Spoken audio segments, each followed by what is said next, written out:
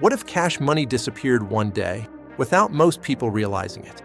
What if every transaction you make became instant, digital, and fully traceable? This is not science fiction. It's already happening, and it's called CBDC. CBDC stands for Central Bank Digital Currency. Simply put, it's digital money issued directly by central banks, not private banks and not cryptocurrencies like Bitcoin.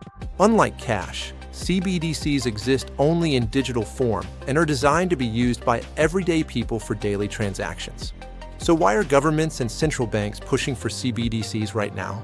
One reason is control and efficiency. CBDCs allow faster payments, lower transaction costs, and more direct control over money supply. In times of crisis, governments could send money instantly to citizens without banks acting as middlemen.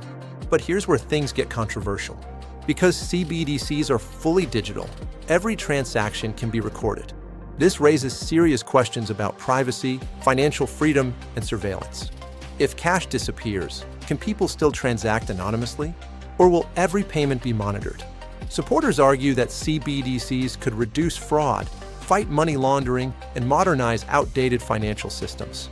Critics warn that programmable money could allow restrictions, where funds can be limited, frozen, or controlled based on rules. Right now, dozens of countries are testing or developing CBDCs. China has already launched pilot programs. The European Central Bank is working on a digital euro, and the United States is actively researching a digital dollar.